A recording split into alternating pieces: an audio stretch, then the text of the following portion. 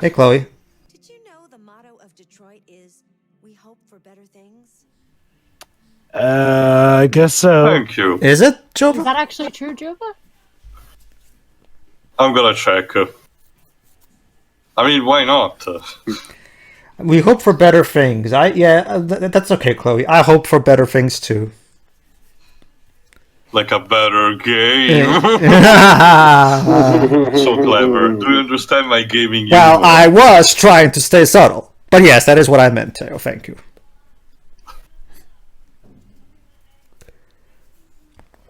Blah, blah, blah. All right, so now we're gonna get what is, in my opinion, the most boring chapter in the game. I thought we just had that with the last what's his name part. The last what's his name part. Brilliant. Resurgit cineribus. It is Latin for we hope for better things. I forgot what was the name of the character who had the old fart artist for a master. Oh, that's exactly it. Marcus, there you go. Him. He's such a venerable guy. Look at that. Look at that, Jova. Look how evil human. Oh, well, whatever. We're evil. What have we become? What have we become, indeed? Anyway, I don't know if you heard me before, but yeah, apparently, that motto of Detroit is actually true. Okay, then. The more you know, I guess. I mean, at least the Mr. Cage has done research on something. I just kind of wish he would do research on the actual things that matter, but whatever. Okay, so the basic gist of it is we're trying to find Jericho. That android from that earlier chapter where we rose from the dead, basically, gave us this graffiti thing on our hand where we always can see that thing in our hand for some reason. The game never really explains how the hell that works. And basically we just have to go bubble around in the town waiting for the specific graffitis that will lead us to Jericho. That's it. It's basically a game of hot and cold. That's basically what this is. Have I already made a Chris Jericho? It's more like a treasure hunt. I don't know what the specific term to be used, but at least up until a couple of years ago, as far as I know, there's this popular discrete sport, subtle sport, of having a sort of a treasure hunt where someone hides a box with something, where is it? Then gives a sort of hint position on a specific application on the internet, and the people who participate that are in the area can actually participate and find the thing and do them on their own. It's like, I forgot what it's called, but it was popular some years ago. An Android boy band called Here For You. Well, remember, Dwebs, we already established in this game that apparently Android musicians are replacing human musicians, so apparently Again, I forgot if she already mentioned, but we already have stuff like Miku Hatsune. This is nothing new. Yeah. But Teo, Android musicians don't have soul. Nor does Justin Bieber. Moving on. We've already got virtual musicians, so we're not that far off. Okay, so now that we found that symbol, now we can move on, and this is now the other symbol that we need to look. Again, this is all just it. Go fetch this. Go find this now. Okay, now go find this. And the game doesn't even... You'd think the game would at the very least give you something interesting in the journey that you take to get to these places, but actually, I would say that the thing that will spike things up, because honestly, this may be a good idea in terms of allowing you to have an excuse to showcase the vast area and seeing what the buildings are, finding the symbols hidden in the city with the graffitis and everything. But it's complemented by the fact that Marcus doesn't say a single word. Is that a good thing? No, it's a bad thing. I honestly think it would have so much... Ironically enough, I wish we had the options like in every room we hear the thoughts. So. Mm-hmm. Anyway, sorry I had to burp there. Just had to go outside and help my sister out with the lawnmower. Oh, look at that! Drones! Okay, basically, Jova, we're trying... supposed to add to the environment or anything? Yes. Yes, his brother is always watching you. Yes, it's surveillance, Jova. They're surveillance droids. Okay, the basic gist of it, Jova, is that that android from the previous chapter that told us to find Jericho, he gave us something which is this thing where we constantly see in our hand the graffitis that we need to find that will lead us to the Jericho, aka the place where all androids are hidden or some shit. I still don't understand how the hell this thing in the hand works, because the game never explains it. But whatever, moving on. Don't you see, Pedro looks cool. That means we don't have to explain it, even though it's the future. I get rule of cool, but that's not really cool enough for it to apply. Why am I not surprised that David Cage fell into that trap? You know, rule of cool is something like when when in Metal Gear Rising Revengeance, right, and instead of just outright killing the Metal Gear Ray, just picks it up, stops the chainsaw blade attack, picks it up, throws at it, jumps on it, starts slashing it, and then cuts him in half. I could think of a, well, it's not quite as flashy an example, but example I can think of is when, have any of you guys seen Logan? Yeah. No, not yet. I mean, I did. Well, there's a scene where Logan, despite having a certain obstacle in his way, still manages to cut into people's heads, the enemies. Mm-hmm. I wish I could explain it more, but Jover hasn't seen the movie. Okay. I mean, as long as it's not spoiling, I guess. All right. Weird editing. There it is. Yes, Shiro, because remember, what you're seeing here is my first ever playthrough, remember? So let me guess. The No, I was robots talking about Jova's description of the movie. Okay. Let me guess. The robots tattooed these on the buildings to guide their brethren. The people to Jericho, exactly. Yeah, exactly. And you're telling me that there's absolutely no surveillance on these robots that was able to pick this up, even though we've established that there are drones I think flying around. Oh, sorry. I think Dartigan pointed this out as well, but might as well let me mention it. It is also weird in naming. For a name of a place where the android deviant resistance should be relocated and start their uprising, Jericho seems not fitting at all. Jericho was the name of a gigantic city that eventually crumbled, where the Hebrew army, the tribes from the Exodus, eventually sieged him, and after 7 days of war, the outer walls completely crumbled and let the invading forces pass. So, what's the symbolism, David? I don't get it. That they're going to fail? Otherwise, yeah, I got nothing. I mean, Jericho, in some cases, were also the bad you might as well go full Metal Gear and just call it Outer Haven. And if you're going for the whole Christian thing, you do know that Jericho were the bad guys in that, right, David? Like, have you read any battle text, be it the Bible, historical bits, or anything? I don't think he's read anything. Yeah. The thing is, the big reason why this chapter is so boring is you're literally just going, okay, now this graffiti, now find this graffiti, now find this graffiti. And you're just walking slowly and plodding to these places. I'll take the worst JRPG fetch quest you can find over this, because at the very least in that one you can at least get to fight monsters on the way. Jesus. Or talk to someone. Again, I honestly think this we could have been improved if Marcus expressed what he was thinking right now. Especially considering that now he's deviant, he should have more free thoughts.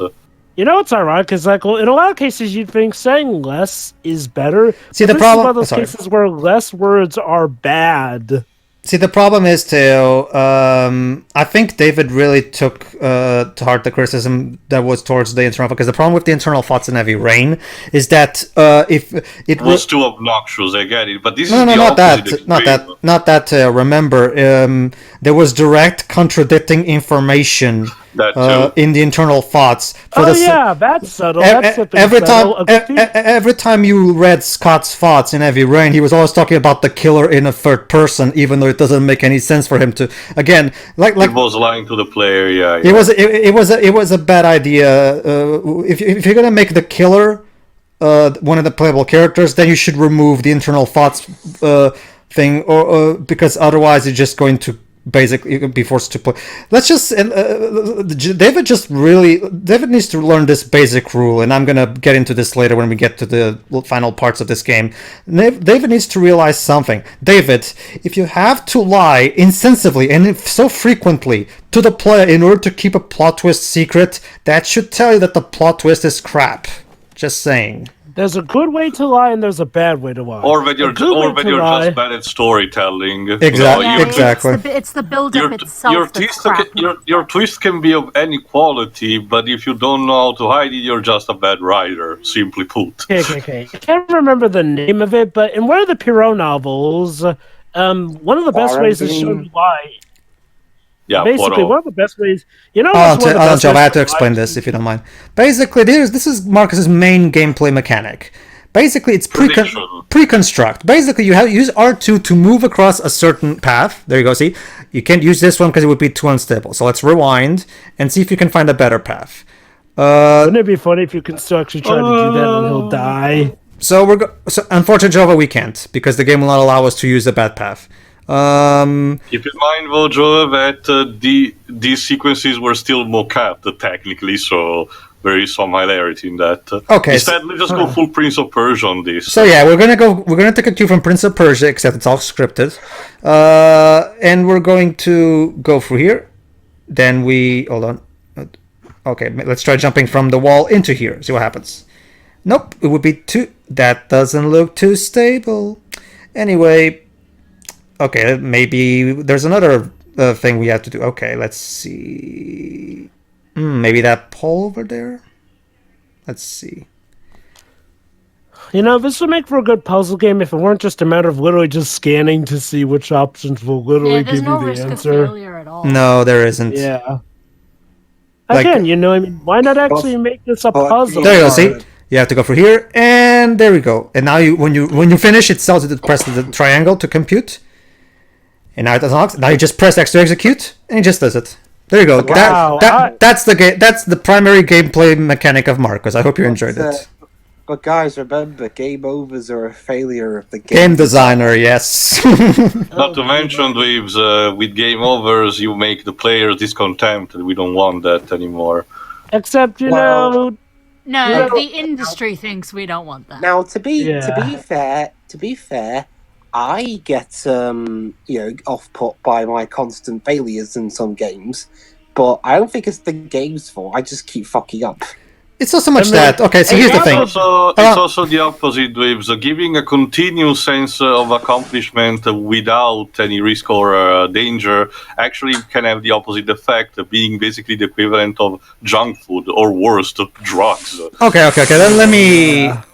I'm diverging on Pedro. Okay, but let me elaborate because I don't think I've actually elaborated on that. See, what David actually means. Okay, to explain better what he means, because he's really terrible at explaining his points anyway, so I have to do it for him.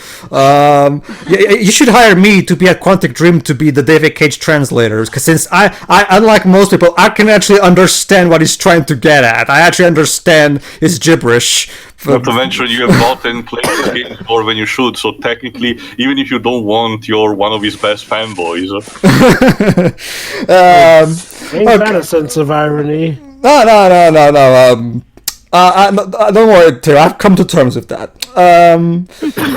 Okay, no, that's the thing. Okay, what David is trying to get at when he says the whole game overs are a failure, the game designer thing, is that he wants the game. It's kind of like what he does with his games, starting with Heavy Rain, in the sense that he doesn't want the game to be over in the sense that you lost and have a game over, because he wants the game to move on even if the player loses. You just lost a character. Okay, the character died. That means that you fucked up, and as a result, you have to live with the consequence that your character died, and now you have to move on with the characters that are left. That's Fire Emblem. Well, yeah, true, but. That's what he means. Like, obviously, that doesn't apply to Beyond Two Souls because Beyond Two Souls only had one playable character. Yeah. But same thing with. There was absolutely no way to fail whatsoever. I mean, unless you consider certain characters dying failures. Yeah, and Indigo Prophecy actually had game over screens. But then again, to be fair, he wasn't in full creative control of that game. So, to be fair, he probably didn't even want to do that. He was just forced to, in order for the game to be greenlit. Yeah, but when it comes to Heavy Rain in this game, that's what he means with the whole game over shit. He means that he wants to you to get a good sense of consequence and weight, to the point where if you fuck up and the character gets killed, that's it. The character died. You know, you can't just press continue and restart. You know, that's what he means. Like he wants you to feel like you're genuine. He thinks that will make you be fearful for the character's life more. That's what he means.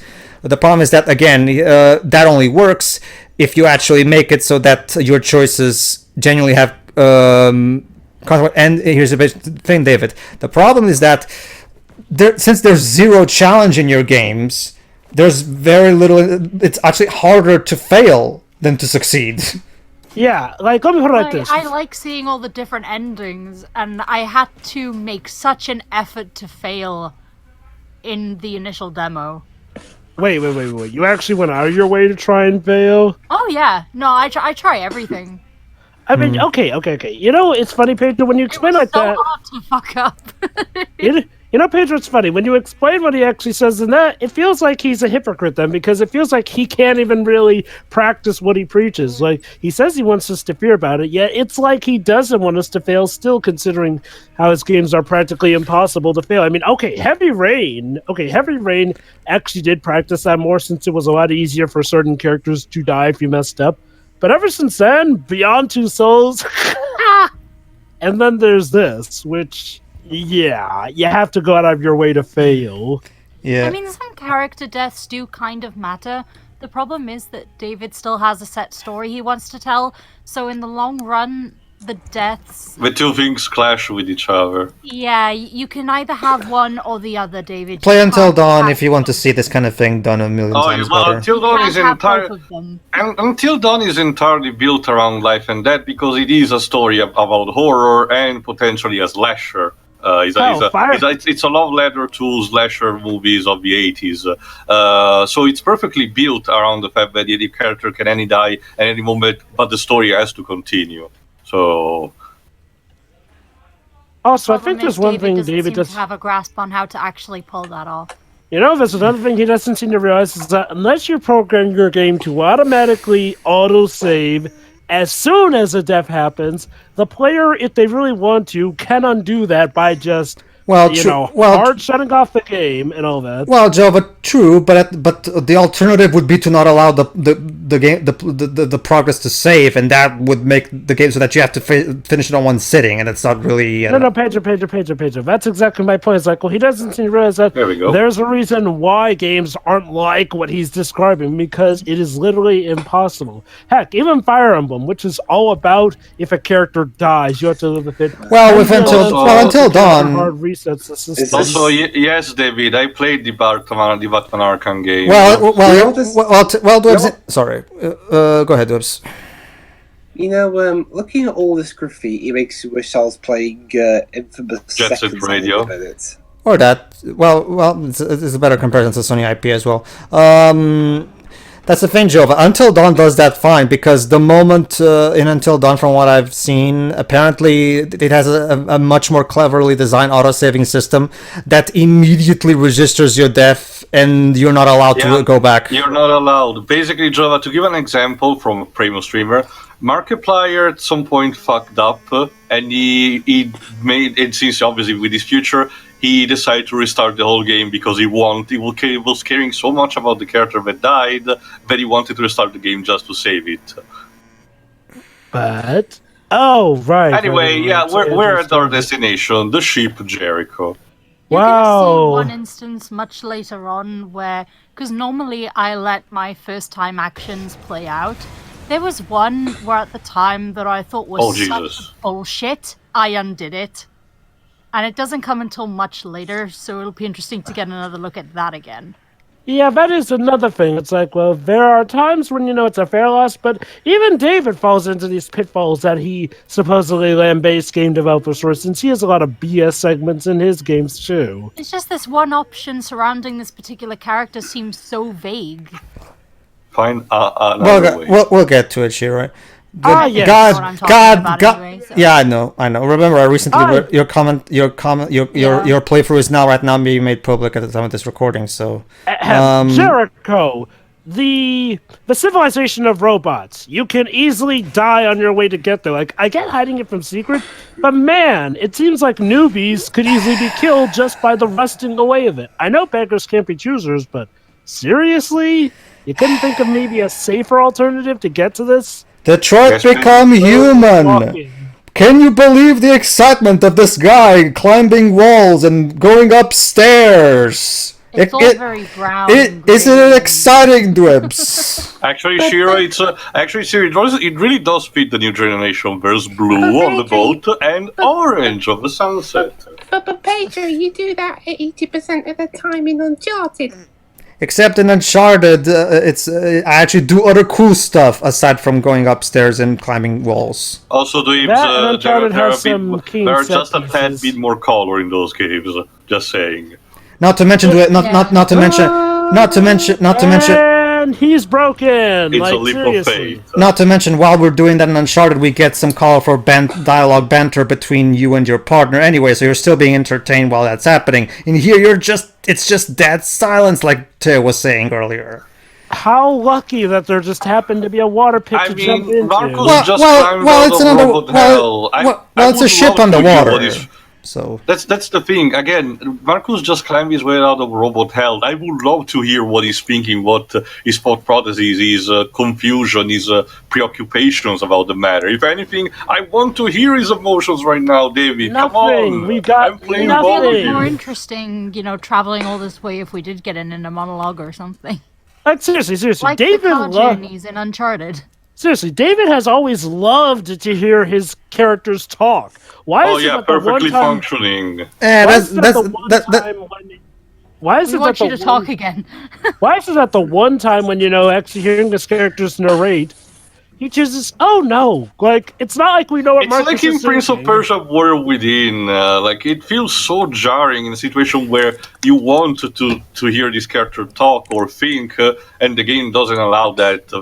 Although in this case, it's not so much for the edge; it's more like for, I guess, artistic value, or at least what David think is. I guess in hindsight, it's not as annoying at least to me as the other extreme, the Motomotoriyama extreme, where we just constantly have the character spewing out garbage, pretentious philosophy that makes no sense. At 100%, we're androids. We're androids, enemies of Detroit. Exactly.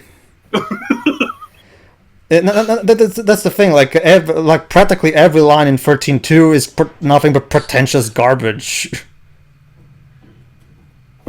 Busted. Explore the boat. All right, let's explore. Yeah, this is not. I don't think David is trying to effectively portraying a good horror segment. Oh no, it was a jump scare. I guess. Lame. Yeah, even the jump scares are lame. Come on, David. Hey, David, why don't you play Resident Evil? Anyway, so I'm a terrible one to judge. I mean, you were working for Sony with this. You could have asked the Team Siren and back at that point Team Gravity about it. They're the guys who made the original Silent Hill, for fuck's sake. Silly Teo. David Cage doesn't work with those filthy Japanese people. Violent video game. Hey, David, you want to know true horror on a boat? Play Resident Evil Revelations, then come back. When you can even hope to hold a candle to that. That game actually earns its jump scares. Thank you very much. I'm sorry, Miss Joe, but Resident Evil is just too violent and... it's a Japanese product, therefore it doesn't exist. Even though, surprisingly... You know what's ironic is that Resident Evil... What's the Japan thing? Is that Resident Evil, despite being Japanese made, for the first two games actually only had English audio. Go figure. Oh. Dear Lord. It's not scary. In fact, what would even be the point of it being scary? I mean, but apparently we're in a setting that's supposed to be scary, so why? Yes, game, take your time. Sure, why not? And there we go. There are the other androids. We have found the resistance. Well, not yet, Teo. Right now they're just hiding away from the humans. The deviants, okay. And that was it. God, that chapter was so We did all boring. that just And the to get chapter into doesn't Jericho. end, it just stops. Hey, you know what that was? That was And look at- essentially... Even if you look at the chart, it's completely scripted. Look at this shit. Hey, you know what's sad? I could literally sum up what happened in a few seconds, and not in the good sense, like in the bad sense. Whereas essentially, Marcus finds Jericho, he finds the resistance. Bam! That's all that happened in 25 minutes. And that was Pedro also cutting out some stuff. Well, that was just me being lost too. It was an actual proper time. All the same. Yeah, I know, but that means. had it But out moments. if you've seen, some of these graffitis are not exactly easy to come by. Shirei actually needed some help in finding some of these, so. Alright, so everybody tune in next time where we return to Connor and Hank and see how they're doing. Yay! Oh, thank God, the best thing in this game. See you then. See ya. Yeah. See ya.